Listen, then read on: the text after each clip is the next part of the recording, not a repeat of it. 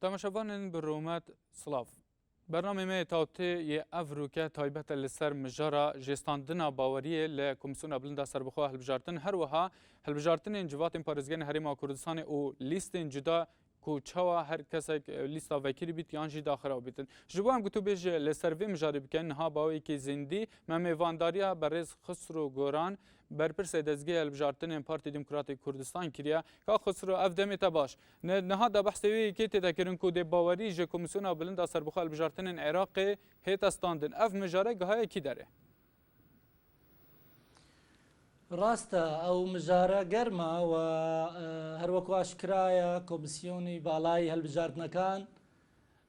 لە بەغدا لێپرسینەوەیان لێکراوە لە ئەنجومەنی نیشتیمانی عێراقی و ئەگەری زۆر هەیە کە هەڵوەشێتەوە و ئەگەر بێت و ئەوە ڕووبداتەوە کۆمەڵێک کێشە دروست دەکات بەڕاستی. بله اگر بیتو باوری ج کمیسیون بلند سربخوا هلبجارتن بیت استاندن ارید هلبجارتن جوات پارزگاه هنا انجام دانیان جینا او وقتا هنده اگر دینه پیش اگر بیتو کمیسیونی بالای هلبجاردنەکان لە بەغدا هەڵوەشێنرایەوە ئەو وەختە چەند ڕێگایەک لە پێش هەرێمی کوردستان هەیە. یەک ئایا پەرلەمانی کوردستان متمانە بە ئەو دەستەیەی کۆمیسیۆنی هەڵبژاردنی لە هەرێم هەیە دەدات بۆ ئەوەی هەڵبژاردنەکان ئەنجام بدات یاننا ئەوە حالەتێکە. حالەتی دووەم ئەوەیە ئایا پەرلەمانی کوردستان دەستەیەکی هەڵبژاردنی سربەخۆ بۆ هەرێمی کوردستان ئەو وەختە دروست دەکات یاننا. ئەوە دوو حالەتە. حالەتی سێمیش دەبێت چاوەڕوان بین تا کۆمیسیۆنێکی تر هەڵدەبژێردرێت یان بزانین لە بەغدا شتەکان چۆن پەرەدەستێنن. تێتە گوتن کو ئەگەر بێت و باوەری ژ کۆمیسیۆنا بلند سەربەخوا هەڵبژاردنە بێتە وەرگرتن بۆ چەند ساڵێکە هەڵبژاردنên جواتên پارێزگەن هەرێما کوردستانê دێهێتە پاشخستن ئەرێ تا چەند ئەڤە سەقفێکی یعنی منطقیە ئەف مژارە یان چارەسەریە وێ چییە گەلۆ؟ نەشەرتاوە ئەگەر بێت و جارێ معلوم نییە متمانە لە ئەو کۆمیسیۆنە هەیە لێ دەسەندرێتەوە یاننا. بەڵام ئەگەر هات و هەڵوەشێنرایەوە ئەو وەختە دەیە بە پەلە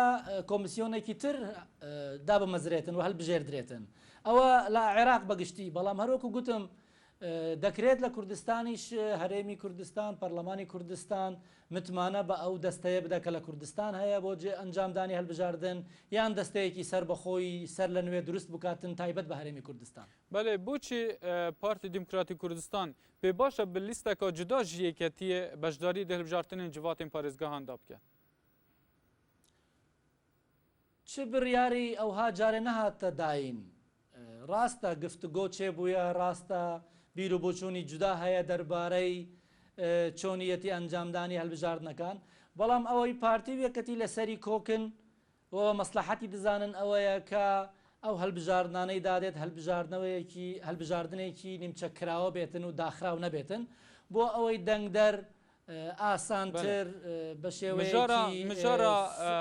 بەڵێ کا خسرو مژارە کو ئەگەر بێت و پارتی دیموکراتی کوردستان بە جدا پشکداری دە هەڵبژاردنان داد بکات یەکەتیە چاوە پێشوازی لێ گوتنێ کردە. جارێ ئەمە چ بڕیارمان نەدایە بە جیا بەشداری دەکەین یان نا. ئەو بڕیارە هێشتا نەدراوە نە لەلایەن یەکەتی نە لەلایەن پارتی دیموکراتی کوردستان. بەڵام هەر چۆنی بێتن ئەگەر بە جیابین یان پێکەوە بین ئاشکرایە دەنگی هەن لایەنێک چەندە چونکە خەڵک دەنگ بە کاندید دەدات کاندیدی پارتی بێت یان کاندیدی یەکەتی بێت ئەو وەختە ئێمە دەزانین پارتی چەند دەنگی هێناوە و یەکەتی چەر دەنگی هێناوە و لە کوردستان مەبەستم لە هەولێر و سلێمانی و دهۆک ئەگەر بە جیا بکرێت یان بە جیاش نەکرێت تەسیرێکی ئەوەندە زۆری نابێت. جیاوازە لە ئەوەی کا لە کەرکووک و سلێمانی بۆ عەفوەن لە کەرکووک و مووسڵ بکرێتن لەوێ چەند ئێمە یەکگرتوو بین وەکو نەتەوەی کورد چەند لە قازانجی ئێمەیە. بەڵێ یانی کو ئەگەر بێت و جدا پشکداری بکات پارتی دیموکراتی کوردستان مەرەمەوەی تنێ ئەوە کو سەنگە خوب ببینیت ناوا خەڵکیدا. نەوەڵڵا مەرەم بەس ئەوە نییە. ئێمە حزبێکی جیاین ئەگەر بێت و بە جیا بەشدار بین وەکو هەر حزبێکی دیکە لە جیهان زۆر ئاساییە و ئەگەر بێت و هاوپەیمانەتیش بکەین لەگەڵ برادرانی یەکەتی یان لایەنەکانی دیکەش ئەوەش واردە و قابلی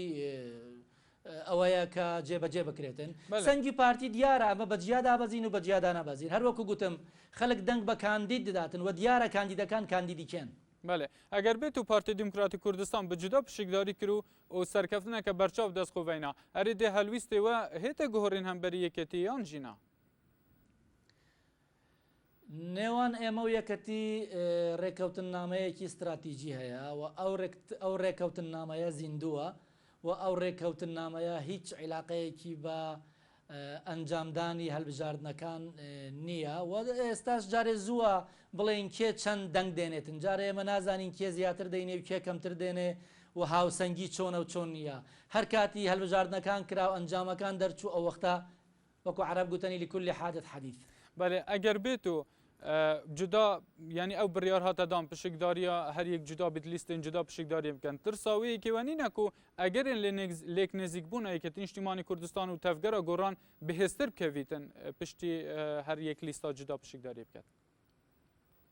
ئێمە لە هیچ هاوپەیمانەتیەک ناترسین خۆ پێشتریش گۆڕان و یەکەتی هەر یەک حزب بوون و پارتیش هەر هەڵبژارنەکانی خۆی دەکرد لە ساڵی 92 لە دواتر لە 2005 و دواتر لە 2007 و تا ئێستاکە ئێمە ناتوانین هاوپەیمانەتی نێوان هیچ لایەنێک ڕابگرین یان قەدەغە بکەین و کێناڵێ سبەی گۆڕان و پارتیش پێکەوە نابن و بە یەک لیست دانابەزن هەموو احتیمالاتێک واردە بەڵام ئەوەی ئێستاکە ڕوون و ئاشکرایە کە زۆر بەی ئەندامانی لایەنەکان حەز دەکەن هەرکەس بەجیا دابەزێت. بله پارتی دموکراتی کوردستان پێ باشە کو به لیستên vekirî yani هەڵبژارtin bi awayê ki vekirî bête kirin di demekî da ku yeketîn îjtimanî Kurdistan lîsta daxistî pê baştir e. والله من ئەوم نەبیستووە لە برادرانی یەکەتی ئێمە لە ئەو کۆبنەوەانەی کە بەشدار بووینەوە باسی پرسی هەڵبژاردنمان کردووە هەردوو لە کۆک بووینە لەسەر ئەوەی یان زیاتر ڕەیەکانمان بۆ ئەوە بووە کە هەڵبژاردنەکان کراوە بێتن تەنانەت برادرانی یەکەتیش لەو کۆبنەوەانەی کە من حاضر بوومە باسی گرنگی لیستی کراوەیان کردووە. بله اگر چیز بیتن تو بکاری جو بینر ما تماشاوانی مرا جداهیت بین لیستا وکری و لیستا دایخستی روم بکی لیستی داخرا وەکو ئەوەیە کە لە کوردستان کرا لە ساڵی 2009 ئەو وەختە تۆ دەنگدەر ناچار دەکەی کە دەنگ بە لیستێک بداتن لەوانەیە حەزی لە چەند کەسانێک نەبیت لەناو ئەو لیستەیە یعنی مەجای دەنگدەر زۆر کەمترە لەوەی کە دەنگدەر ئازاد بیت لە لیستێکی کراوە ئەو وەختە ئەو ئازادە دەنگ بە کێ دەداتن لەو شەخصانەی کە لەناو ئەو لیستن بەڵام کە داخراوە بێتن تۆ دەنگ بە لیست بدەی ناتوانانی دەنگ بە شەخص بدەیت پێت خۆشبی پێت نەخۆشبی ئەو شخصی ناو لیستەکەیە دەنگی پێ دەدەیت چونکە دەنگت بە لیستەکە داوە. بله کا خسروش بلی بابت ما ای هەڵبژارتنان دەنگوبا سێڤەیەکی هەبوو کو پارتی دموکراتی کوردستان تو بۆ پۆست وەزیر بازرگانی کاندید کرد بۆ بێک و پرسایەکەتی بکات تا چەند ئەوە ڕاستە؟ نا نەمەسەلا وەسا بوو کە پرسەیەکەتیمان نەکردبوو بەڵام ئەو پۆستە پۆستی وزارەتی تیجارە دوای ئەوەی کە گۆڕان نەما لە ناو مەوزوعی وەرگرتنی پۆستی حکومی لە بەغدا بوو حسەی پارتی دیموکراتی کوردستان بحکمی ئەوەی پارتی زیاتر مەقعدی هێناوە لە پەرلەمان و سەنگی قورسترە لە معادلەی هەڵبژاردن بۆیە بڕیار بوو ئەو کورسیە بە پارتی بدرێتن هەروەکو چۆن وزارەتی دەرەوەش بە پارتی درا بەڵام دواتر و تقریبا مەوزوعەکە کۆتاییشی پێهات بوو و تەنانەت لە مەکتەبی بەڕێز نووری المالیکی پەیوەندیان بە ئێمە کرد و زۆر خەڵک پیرۆزباییان لێ کردین و داوای CV و داوای وێنە و شەهادە و شتیوایان کرد بەڵام دواتر دیار بوو برادرانی یەکەتی پێیان خۆش بوو ئەو پۆستە وەربگرن چونکە بە تەسەوری ئەوان پۆستی کەم بە ئەوان دراوە تەنها وزارەتی سیناعە بە ئەوان دراوە زۆری پۆستێکی تریە گرنگیان پێ بدرێتن و ئەو پۆستە پێیان درا بەڵێ سەرباری vê mijarê ta gotin ku Nurî Malikî ev yeke red kiriye ku kandîdê partî qebûl biket heta ku gotûbêj jat gel yeketî ji neket yanî ku bo çûna yeketî ji gel dabîtin ta çend ev rast e ناڕاستی ناوتشتا بە عکسەوە نووری المالیکی زۆر پێی خۆش بوو کە من ببم بە وەزیری تیجارە ئەوەی ئێمە بیستمان لە کەسانی دەوروبەری بەڕێز نووری المالکی و هەروەها ئەوەمان بیست لە جەنابی دکتۆر ڕۆژ کە جێگری سەرۆک وەزیرانی عێراق. بله ئەگەم بچینە سەر بابەتێ باژێرێ مووسڵێ حتا نوکە دەمێ هەڵبژارتنێن جواتên پارێزگehên Iraqê heta nûke lîsta biratiya neyna ku demekî da cenabê te serokê vê lîsteya pişikdarî di rûniştinên civata parêzgehê da nekirîne. Ev mijare gihiştekî derê. ئەف مژارە وەک خۆمایە چونکە بەداخەوە لیستی حەدبا هیچ هەنگاوی نەهاویشت بەرەو باشکردنی وەزعی سیاسی لە پارێزگای نینەوە. پار ساڵ چەند دانیشتنێک کران لە بەغدا و مووسڵ و هەولێر لە نێوان هەردوو لیست و ئەوەم بەڵێنیاندا کە نەرمتر بن و پۆستی سیادی دابش بکەن سەر لە نوێ دابش بکرێتەوە. ئێمە گوتمان ئەگەر منسەبی محافظ بۆ ئەوان دەبێت منسەبی سەرۆکی ئەنجومەن بە لیستی برایەتی بدرێتن و ناومانیش تەرح کرد کە فلان کەسە پێمان باشە ببێتە سەرۆکی لیستی عفۆن سەرۆکی ئەنجومەنی پارێزگای نینەوە. بەڵام لە ڕووی واقعیدا و بە شێوەیەکی مەلموس هیچیان پێشکەش نەکردووە تا ئێستاکە. ئێستاش ئەوان داوایان کرد کە مەوزوعەکە ببرێت بۆ بەغدا و ئەندامانی پەرلەمانی هەردوو لیستەکە دانوستان بکەن لەسەر ئەو مەوزوعە. ئێمە مانعیمان نییە، ئێمە وەکو لیستی برایەتی نینەوە مانەوێت و ویستومانە لە سەرتاوە و کێشەیە چارەسەر بکرێتن بەڵام نەک لەسەر حسابی ئێمە. بەێ کا خسرو تێتە گوتن ku di hilbijartinên Perlemanê Iraqê da cenabê te rolekê berçav gera bû ji bo destînana bi taybet kota şebekan ku miştomireka gelek zor li ser bû. Ev bû egerê hindê ku cenabê te ji berpirsatiya liqa çardeya Mîsl re pilate beriz bikirêtەوە bibiye berpirsê dezgehê hilbijartinê yan jî meseleyeka dîm bû piştî kongera sêzdeya partî. نا پشتی کۆنگرەی سێزدەی پارتی سەر لە نوێ گۆڕانکاری کرا لە هەموو دام و دەستگاکانی حزبی و حزبیەوە هەموو بەرپرسی لقەکان گۆڕدران هەموو بەرپرسی مەکتەبە ناوەندیەکان ناڵێم هەمووی بەڵام 1990 گۆڕدران و شتێکی زۆر ئاسایی بوو کە ئێمەش بەگۆڕدرین. ئێمەوە 8 ساڵە لە مووسڵ بووین 8 ساڵ عمرێکی درێژە و ماوەیەکی زۆر درێژە. دیارە پارتیمان و جەنابی سەرۆک بە مەسلحەتیان زانی کە من بگوازرێمەوە بۆ دەستگای هەلبژاردن چونکە دەستگای هەلبژاردنیش حتمما دەستگایەکی گرنگە و ئەمڕۆ لە کوردستان و لە عێراق و لە عالەمیش سندوقی دەنگدان بڕیاردەرە بۆ وەرگرتنی دەستهەڵات و دامەزراندنی حکوومەت. بله که خسروکه دیسا همچنین ناوا باجر مووسڵê pirsawiyê kê bikin bêjin di layê hindek çavdêrên rewşa bajarê Mosulê navên gendaliyê tê te anîn û lîstek li ber dest da ku navê cenabê te jî tê de heye. Li demekî de ku li dezgehê nezayê hindeke sat negirtin navê te jê derçûk bi gorî wê çendê ku te çend xanî kirîne li bajarê Mosulê û herwiha li Duhokê û herwiha li Xwedê ber de reş û çenciyê din jî. Tu van deng û basan çawa bersiv dide? نەخێرەمە هیچ خانومان نییە لە مووسڵ و هیچ خانومانیش نەکڕیوە و هیچ خانومانیش لە دهۆک نەکڕیوە و ناومانیش لە نەزاهەت نییە. یەک کێشە هەبوو لەگەل نەزاهەی دوای ئەوەی من و دوڕیت کەشمولە نەمای چەند سەیارەیەکی حکوومەت لامان بوو لای من و لای دوڕیت کەشمولە بحکمی ئەوەی ئەو محافظ بوو منیش جێگری پارێزگار بووم. ئێمەش هەموو سیارەکانماندانەوە تەنها یەک سیارە لامان ماوە چونکە پێویست بۆ ئەوراق و شتەکانی هەموو کامل بکرێتن. ئەو سیارەش بەڕێز نووری المالکی بۆ ئێمەی کڕی بوو وەختی خۆی سیارەی درع بوون و هەردوو سیارەمان تەسلیم کردەوە. ئێستاکەش ئەو سیارەیەکی ئەثیرن نەجەفی بەکاری دێنی و ئەوی دیکەش جێگری پارێزگار بەکاری دێنێتن. بله rewşa ev gotu bêjêt beyna lîsta biratî û lîsta hedba da gehiştiya astekî wisa ku dîsa mesele li ser berdewam bît yan jî ne bû nimûne vekişana hêzên asayîş û pêşmerge gehiştekî derê ev gotina. ئێمە نایڵین مەسلەی هەبوونی پێشمەرگە و ئاساییش ببەسترێتەوە بە مەسلەی گفتوگۆکان نێوان لیستی برایەتی و لیستی حەدبا چونکە ئەوە مەسلەیەکی ئەمنیە ئەوە مەسلەیەکی عێراقیە ئەوە مەسلەیەکی دەستوریە بەس ئەڤەیەکەش دەخوازێت حەدبا ئینجا بە کەیفی ئەوان نییە ئەوە مەسلەیەکی پابەندە بە مادەی 140 هەبوونی پێشمەرگە لە ساڵی 2003 لە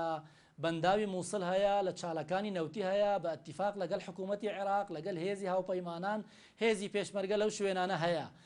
مەسلەی ئێمە و حەدبا مەسلەیەکی سیاسیە و مەسلەی استحقاقی انتخابیە. لیستی حەدبا 19 کورسی هێناوە لە مووسڵ لیستی برایەتی نینەوە 12 کورسی هێناوە بەپێی ئەو استحقاقا لازمە دەست هەڵات بە لیستی برایەتی بدرێتن. ئەمما جێبەجێکردنی مادەی 140 و گەڕانەوەی ناوچە دابراوەکان، دەرچوونی پێشمەرگا، گەڕانەوەی عەرەبی تعریب بۆ شوێنە کوردنشینەکان، ئەمانە خارجی ئەو مەوزوعەیە و قەتعاً مفاوەزاتیشی لەسەر ناکەین. مفاوزات دەربارەی وی تشتێ گەلکێ تێتاکردن. ئەو شتە نێوان بەغدا و هەولێر دەمێنێتەوە. بۆ نمونە مەسەلەی ئەمنی ڕاستە و خۆپەیوەندی بە وەزارەتە ئەمنیەکان هەیە و بە قائیدە العام للقوات المسلحە هەیە کە سەرۆک وەزیرانی عێراقا و هەماهەنگیەکی باش نێوان پێشمەرگە و جەیشی عێراقی هەیە و لجنەیەکی سێقۆلی عێراقی کوردستانی ئەمریکی هەیە بۆ مەسائلی ئەمنی لە پارێزگاکانی کەرکووک و دیالە و مووسڵ و لە ناوچە دابڕاوەکان و هاوکاریەکی زۆر باشیش لە نێوانیان هەیە. بۆ تاوتێکردنی ئەو کێشانە پێویستە بەغدا و هەولێر ڕاستە و خۆ گفتگۆ لەسەر ئەو مەسەلانە بکەن سیاسی. یعنی هەندێکی جوان خاڵین کە بووینە بربەستت بینە پێکهاتنە لیستە براتی و لیستە حەدبادا پەیوەندی بە هەولێر و بەغدایەوانە یەکی جوان مەسەلانێک و هەڵاویستی نەمانە. حتمما بەشێکی زۆری کێشەکانی نێوان حەدبا و برایەتی نینەوە کە ئەو هەمانە کێشانن کە لە نێوان حکوومەتی هەرێم و حکوومەتی فیدرال هەیە لە بەغدا کە لە نێوان هەرێمی کوردستان و باقی عێراق هەیە. ئەو مەسەلەیەش کلیلی چارەسەری هەموو کێشانە جێبەجێکردنی مادەی 140 هەر وەختی ئەو مادەیە جێبەجێکرا ئەو وەختە حتمما هیچ کێشەیەکی سیاسی لە نێوان کورد و عەرەبیش لە مووسڵ نامێنێت. بەڵێ ji bo wan endamên lîsta biratiya neynewa encûmenek civatek hatiye danan li bajarokê Behşîqe çiyayne çalakît wan çi ne yanî çi kiriye çi xizmeta wan deverê veqetiya kiriye û deverê Kurdnişîn kiriye. بەداخەوە هیچ نەکراوە چونکە ئەگە توانات نەبی و دەستهەڵاتت نەبی و ئیمکانیاتت نەبی و میزانیت لە بەردەست نەبی تۆ دەتوانی چی بکەیت وەکو ئەندام تەخسیریان نەکردووە ئەوانە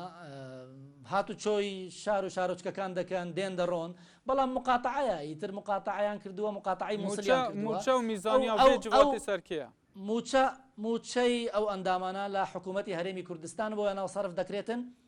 و هاوکاری لە حکوومەتی کوردستانەوە بۆیان سەرف دەکرێتن بەڵام میزانیەی ئەو ناوچە دابراوانە لە بەغداوە سەرف دەکرێتن کە دێتە مووسڵ هەر قەزایەک و هەر ناحیەیەک بە پێی حەجمی خۆی حستەی خۆی وەڵدەگرێ سەرڕای ئەوەش ئێمە بە فەرمی بە ڕەسمی زیارەتی بەڕێز بەرهەم ساڵحمان کردووە زیارەتی لایەنەکانی تری پەیوەنددارمان کردووە داوامان لە هەردوو مەکتەبی سیاسی پارتی دیموکراتی کوردستان و یەکەتی نیشتیمانی کردووە کە حکومەتن لە هەرێمی کوردستان داوامان لەیان کردووە میزانیەیەکی تایبەت بۆ ناوچە دابراوەکانی مووسڵ دابین بکرێتن و ئیدارەیەکی تایبەتی شەروەکو چۆن لە گەرمیان هەیە بۆ ئەو ناوچانە دروست بکرێتن بۆ ئەوەی فعلەن بتوانن زیاتر خزمەتی خەڵکی خۆمان بکەین لە ئەو ناوچانە چونکە خەڵکی ئەو ناوچانە زۆر تەسحیەیان داوە دەنگێکی زۆریان بۆ لیستە کوردستانیەکان هەردەم لە هەڵبژاردنەکان کۆ کردوتەوە بۆیە مستحقی ئەوان کە ئاوردانەوەیەکی باشتریان لێ بدرێتەوە. بەڵێ کا خسرۆ پرسیارەمە دوومە هەیە دەنگ دەرێوە ینی وە 12 کورسی دە جواتên هەڵبژارتن ڕابهۆری دەبدەست خۆینن باوەریەک هەیە و دیسا ژێهنگ بکارن هەڵبژارتنên دی دەنگ دەرێتە باوەریەک مایە و دیسا تو کوتا شەبەکە و چەند کوتên مەسیحیەوەی دیکە بدەست خوبینی ینی ئومێدەک مایە یاننا حتمما ئومێدمان هەیە ئینسان ئەگە ئومێدی نەبیت ناتوانانی بژیتن ئێمە هەردەم ئومێدمان هەیە وەگەش بینین بە خەڵکی خۆمان لە سنووری پارێزگای مووسڵ و دیاریانیش کرد بۆ نمونە باسی شەبەکت کرد شەبەک لە هەڵبژاردنەکانی پەرلەمانی عێراقی ئیسبات وجودی خۆیان کردو و دەنگیان بە کاندیدی پارتی دیموکراتی کوردستان دەکە کارگێڕی لقا و دەنگیان بە مرشحی تر نەدا کە کاندیدی لایەنەکانی دیکەی سیاسیە. بەڵێ کا خسرۆ گۆران بەرپرسێ دەستگەهێ هەڵبژارتنên پارتیا دیموکراتە کوردستانی باوێکی زیندی لە هەولێرê tevlî babetê me yê evrûkê tawtê bû zor spas bû tevlî bûna te temaşevanên bi rûme tawtiya evrûke ji bi dawî bû heta hemû tawtiyeka dî bigihînek şad bexter.